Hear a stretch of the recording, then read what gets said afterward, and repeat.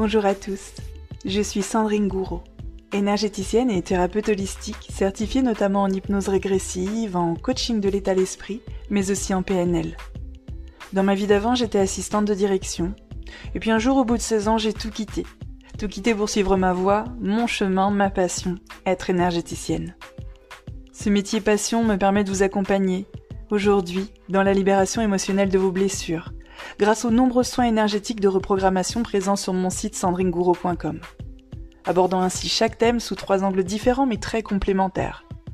Structure vibratoire, c'est-à-dire vos énergies, le conscient et l'inconscient, pour des changements visibles et concrets. Ce qui me motive au quotidien, c'est de vous montrer que tout peut être changé et éclairer ainsi le chemin pour avancer vers la vie que vous vous êtes toujours souhaité. Et c'est exactement ce que je vous partage à travers tous mes différents contenus, que ce soit sur mon compte Instagram Sandy Moi Oui, ma chaîne YouTube Sandrine Gouraud, ce podcast ou mon site internet.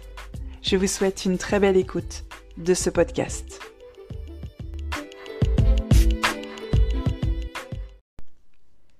Coucou tout le monde, j'espère que vous allez bien, j'espère même que vous allez super bien. Et je vous le dis à chaque fois, c'est pas une phrase banale jetée en l'air, j'espère vraiment que vous allez super bien. Et ce que je place derrière cette phrase, c'est j'espère que vous mettez en place tout ce qu'il faut pour aller mieux s'il y a des choses qui ne vous conviennent pas dans votre vie actuellement. J'aimerais tellement, vous savez, qu'on arrête d'attendre d'aller mal pour vouloir aller mieux et surtout qu'on fasse du développement personnel une pratique quotidienne parce que c'est comme ça, il n'y a pas de secret, il n'y a pas de mystère. On a quand même très souvent une vie à la hauteur de l'engagement qu'on a mis dedans. Alors aujourd'hui, on se retrouve pour un nouvel épisode de podcast dans lequel on va parler de valeur. Quelle est votre valeur ? Combien vous valez finalement ? Le but de ce podcast aujourd'hui, c'est de vous faire réfléchir, peut-être même de vous provoquer quelques déclics dont vous auriez besoin pour enclencher la suite. Parce que vous connaissez probablement la phrase « Si tu veux changer ta vie, change tes croyances et change ton état d'esprit ». Bon, en fait, non, c'est pas possible, vous pouvez pas la connaître parce que j'ai tout mélangé.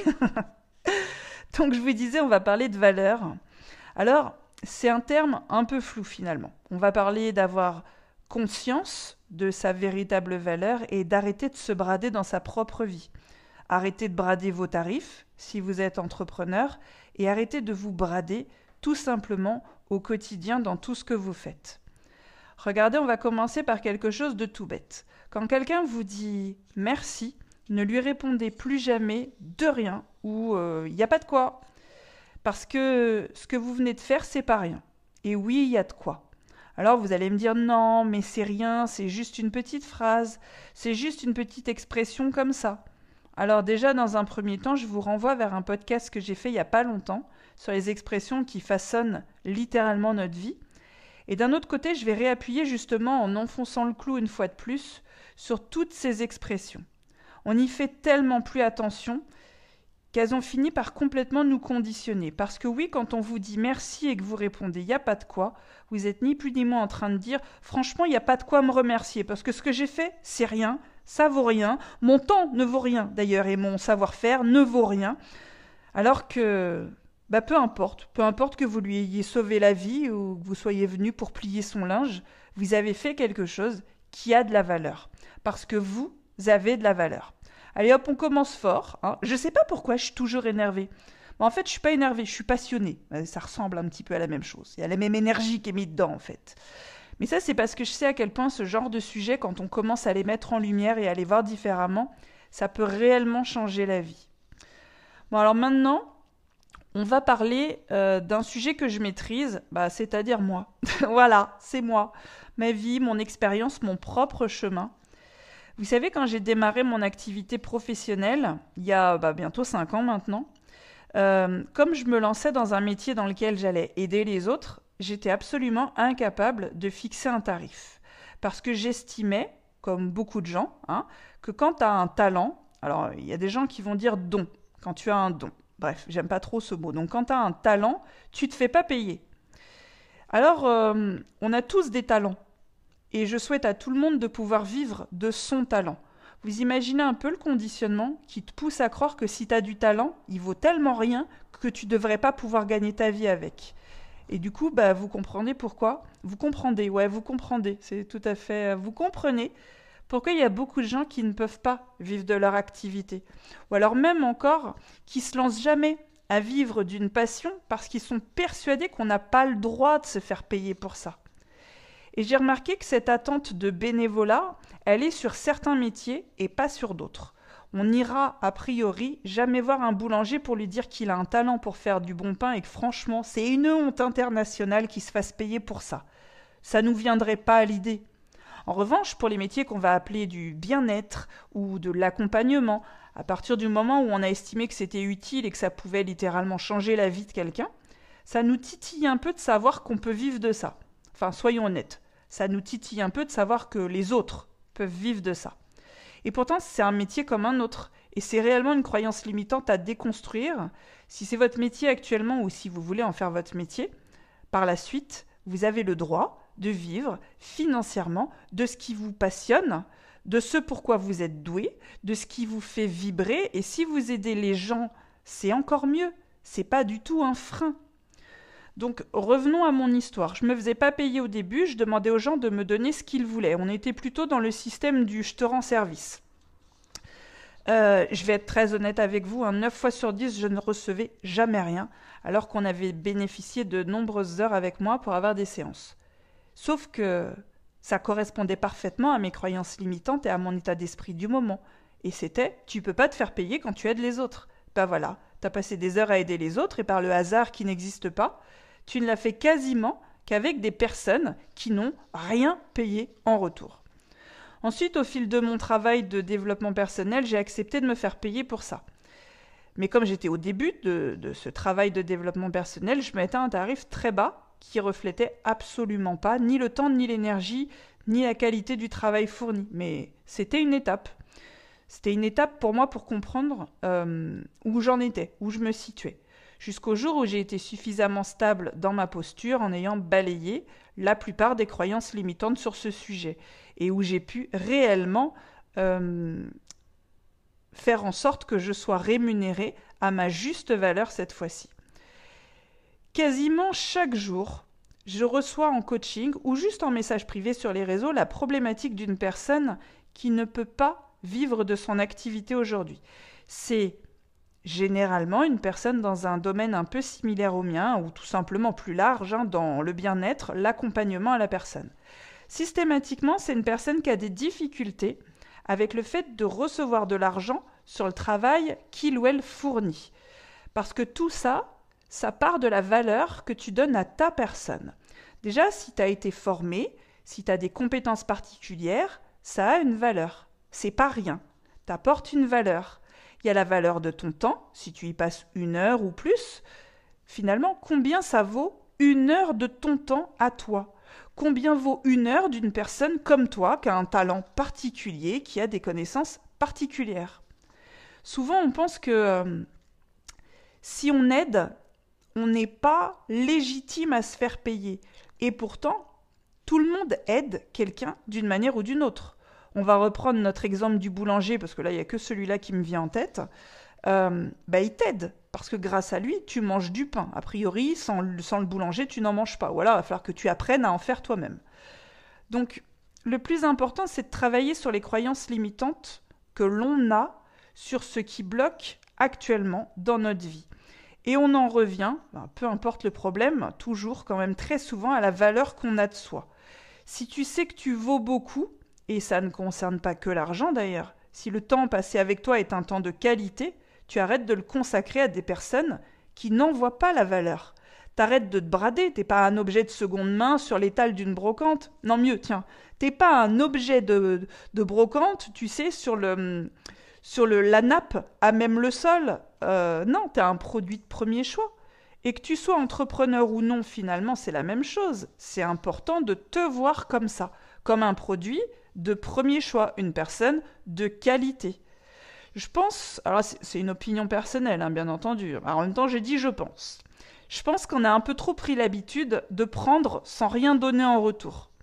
Que ce soit consulter des publications sur les réseaux sans jamais déposer, vous savez, les fameux likes, les commentaires, les partages, qui vont aider la personne qui crée le contenu à se faire davantage connaître, On engloutit des contenus sur YouTube dont on peut disposer en une fraction de seconde pour 0 centime et on se rend même plus compte de la véritable valeur de ce qu'on nous donne gratuitement. Il n'y a pas d'erreur dans cette phrase, parce qu'il faut vraiment décorréler.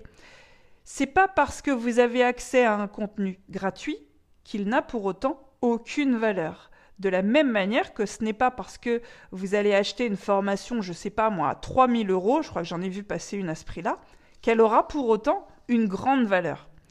Je vois souvent des gens faire un véritable scandale, alors plus chez moi, mais je vois souvent chez les autres des gens faire un véritable scandale sur les prix pratiqués dans les domaines du bien-être, accompagnement, coaching. Ce qui est intéressant, c'est que personne n'irait travailler gratuitement ou pour une rémunération super basse.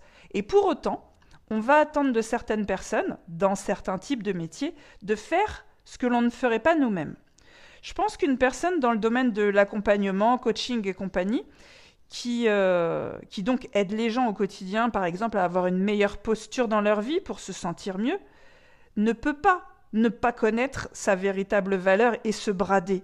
Sinon, elle n'incarne même pas ce qu'elle propose. Et comment vous voulez aider des gens à faire ce que vous n'arriveriez pas à faire pour vous-même? Pour moi, en tout cas à titre personnel, je trouve que ça serait totalement incohérent. Et ça, c'est pas valable que pour les entrepreneurs. Ça vaut pour absolument tout dans la vie. Vous ne devriez jamais abaisser votre valeur selon la personne que vous avez en face de vous. Parce que finalement, on en revient aussi à la responsabilité personnelle.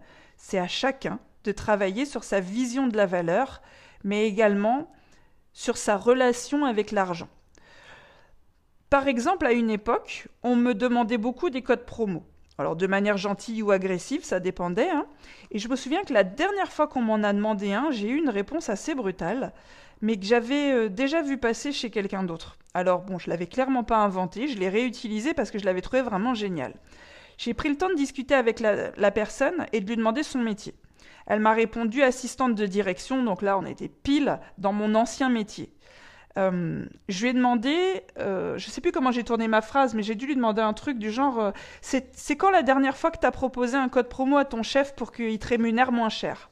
Alors là, on a eu un blanc très très long.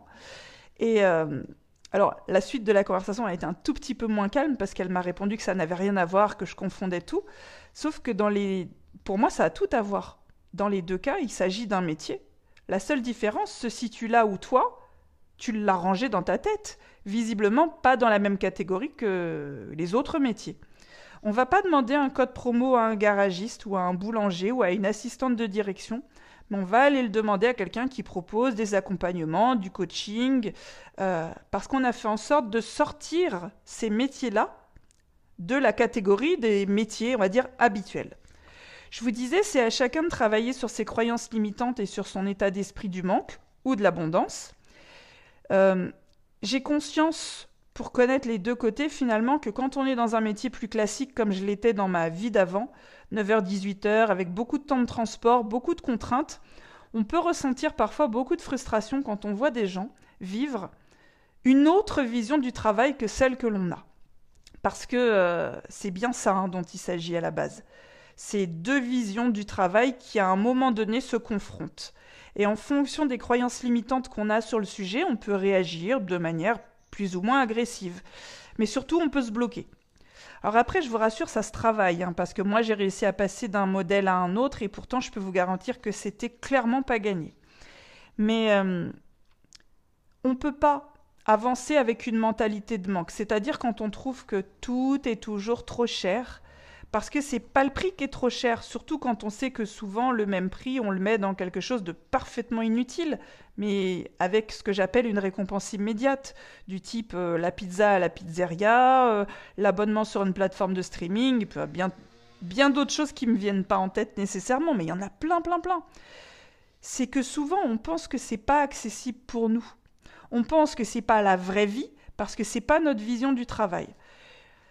Alors, je sais, quand je les prononce, je sais que c'est pas le genre de phrase que vous avez envie d'entendre, même si je pense que les choses sont bien faites et qu'on tombe pas sur les choses au hasard. Je sais que c'est pas les phrases que vous avez envie d'entendre la plupart du temps parce que ça peut faire un petit peu mal, Mais mis à part ce que j'appelle l'extrême pauvreté, qui de toute façon viendra jamais ni solliciter des codes promo, ni discuter des tarifs de ceux qui accompagnent dans le bien-être et du coaching, parce que clairement, c'est pas leur priorité quand il faut juste s'occuper de survivre. Le reste du temps, c'est juste l'expression de nos croyances limitantes et de notre mentalité de manque.